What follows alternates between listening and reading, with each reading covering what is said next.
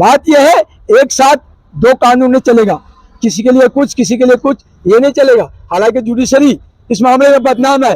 Judiciary मतलब अहमियत को देखकर, लोगों की जो अहमियत है उसको देख के फैसला करती है, गरीबों का जुडिशरी नहीं है। मैं दावे के साथ कहता हूं, जो जुडिशरी भारत का गरीबों के लिए, दलितों के लिए, कुछ लोगों के लिए नहीं है। यह सिर्फ पैसे वालों के लिए, प्रभुता वालों के लिए, सामर्थ्य वालों के लिए, जिसके पास पहुंच है, परिधि है, पैसा है, उनके लिए। ये अरविंद केजरीवाल ऐसे लोगों के लिए, ये पीछे दबरा ऐसे लोगों के लिए, ये जमानत पर जो राहुल और सोनिया है उसके ऐसे लोगों के लिए जिसकी जमानत।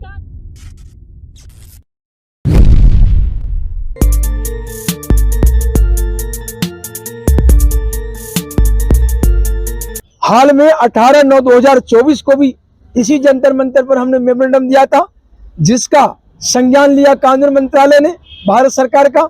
9 अक्टूबर को उन्होंने आदेश जारी करके दिल्ली सरकार के चीफ सेक्रेटरी को पत्र दिया, भाई इनकी मांग को पूरी करो। और उसके बाद, उस पत्र के बाद ये 5 नंबर वाले का आतंक और बढ़ गया, और इसने एक गुंडा और पाल लिया है, इंडियन मोटर्स को, जिसका कोई अधिसूचना जारी नहीं है, वैधानिक तौर पर कोई उसका रोल नहीं है।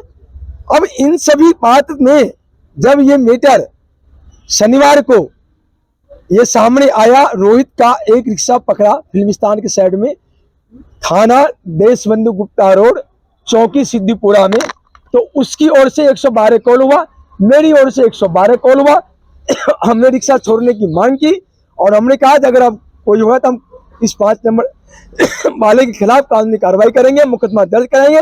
और सिद्दीपुरा चौकी में 5 नंबर वाले स्टाफ जो सुनील है और अंकित है, इसके खिलाफ बाकायदा डीडी एंट्री करके मुकदमा दर्ज हुआ है, आगे कार्रवाई चलेगी।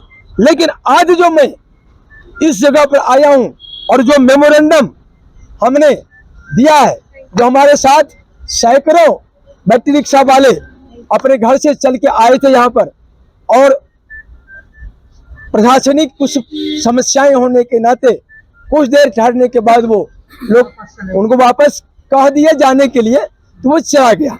कुछ लोग हम लोग रुक गए, मतलब बाकी कार्रवाई को पूरी करने के लिए। आज दिनांक 21/10/24 को हाई कोर्ट दिल्ली के और उपराज्यपाल दिल्ली के द्वारा बैटरी रिक्शा वालों के खिलाफ जारी एक तरफा आदेश के विरुद्ध बतौर अपील ज्ञापन, जो एक तरफा आदेश दिल्ली हाई कोर्ट ने जारी किया है और जो उपराज्यपाल ने जारी किया है, उसके खिलाफ हम चैलेंज करने आए हैं, अपील भी करने आए, चुनौती भी देने आए हैं। और इसके लिए हमने आदरणीय न्यायाधीश सुप्रीम कोर्ट, राष्ट्रपति जी, प्रधानमंत्री जी, गृह मंत्री जी, कानून मंत्री जी, पुलिस कमिश्नर जी, इनको दिए। सबसे पहले मुख्य न्यायाधीश सुप्रीम कोर्ट को ही लिखे हैं, क्योंकि हाईकोर्ट का ऑर्डर का अपील सुप्रीम कोर्ट ही जाएगा, तो इसलिए सबसे पहले हमने एड्रेस किया है आदरणीय मुख्य न्यायाधीश सुप्रीम कोर्ट को। इसके साथ हमने इसमें यह लिखा हुआ, देखिए, ये मैं आपको बाद में विजुअल दूंगा। इसमें WPC 5764/2013 दिनांक 31/7/2014 दिल्ली हाईकोर्ट का एक तरफा ऑर्डर है। दूसरा CAS ब्रैकेट में C 757/2014 दिनांक 30/5/2017 दिल्ली हाईकोर्ट का यह एक तरफा ऑर्डर है। इसके बाद एक है WPC नंबर 5109/2023, इसमें याचिका करता है अनिकेत सचदेवा बनाम joint commissioner of police and others, और इस पर एक तरफा हाईकोर्ट का ऑर्डर है। एक याचिका शाहनवाज खान बनाम भीमसेन बसी व अन्य, याचिका संख्या 757/2014 में एक तरफा हाईकोर्ट का ऑर्डर है। हाईकोर्ट के पास पावर था संज्ञान लेने का, वो बैटरी रिक्शा वाले के किसी भी रहनुमा को, किसी भी उनके पक्ष को रखने वाले को बुलाता, बुला के पूछता, उसके बाद कोई आदेश जारी करता। ये हाईकोर्ट ने एक तरफा आदेश जारी करके न्याय के मुंह पर थप्पड़ मारा है, और इसलिए हमने आज उनकी सर पर जो बैटरी रिक्शा वालों के ऊपर आतंक हो रहा है, इसी आदेश के कारण, हाईकोर्ट के आदेश के कारण, उपराज्यपाल के आदेश के कारण यह आतंक मचा हुआ है। तो आज मैं इस आदेश की सर पर ही वार करने आया हूं और मजबूत प्रहार करने आया हूं।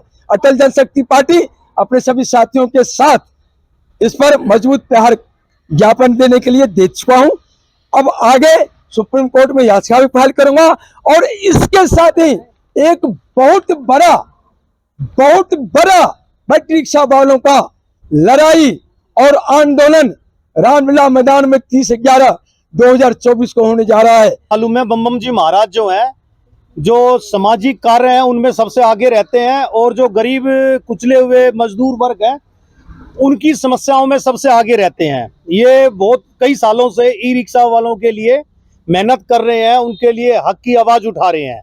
प्रॉब्लम है वो फिटनेस की है। जैसे कि इसमें नो एंट्री लगी थी 2014 से, अब 2014 के बाद रोड पे चढ़े, 16 में आके रोड पे चढ़ रहे हैं, नो एंट्री लग रही। किसी को तो पता ही नहीं था कि नो एंट्री किस रूट पे किस रूट पे नहीं है। अब पुलिस वहाँ पे बंदे चढ़े, रिक्शे वाले चढ़ते हैं नो एंट्री रूट पे, कहते हैं नो एंट्री।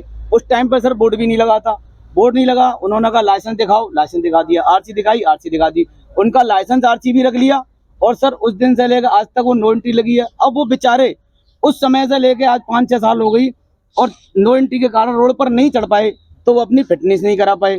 अब मेरा कहने का मेन मुद्दा सर ये है, जो रिक्शे वाला फिटनेस नहीं करा पाए, इनको ज्यादा नहीं तो कम से कम साल या 2 साल का टाइम दे दें, जिससे वो अपनी फिटनेस करा रहे हैं। और बिगन नंबर वाले का जो है उनको भी थोड़ा टाइम दिया है, तो जिससे ये अपने रोड पे खुल के चल सके। और सर इनको एक नो एंट्री खोल के इनको एक लाइन दे दी जाए, जिससे रिक्शे वाले चले और टाइम दे दिया जाए। सर इतना ही कहना चाहूंगा, धन्यवाद। और जो कोई भी गाड़ी चल रही है गलत तरीके से, वो चल नहीं रही है, उसको चलाया जा रहा है।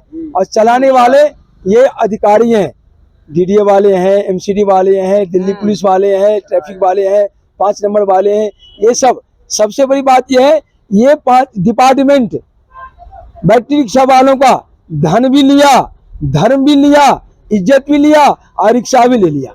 मतलब ये इतने बड़े लुटेरे हो गए जो कुछ भी नहीं छोड़ा। लेकिन अटल जनशक्ति पार्टी इन रिक्शा वालों को धन भी लौटाएगा, धर्म भी लौटाएगा, इज्जत भी लौटाएगा, रिक्शा भी लौटाएगा और इनको सरकारी मान्यता दिलाकर इनको शान से जीवन जीने का हक भी दिलाएगा। NCR करंट न्यूज़ को सब्सक्राइब करें और नोटिफिकेशन सबसे पहले पाने के लिए दबाएं बेल आइकॉन।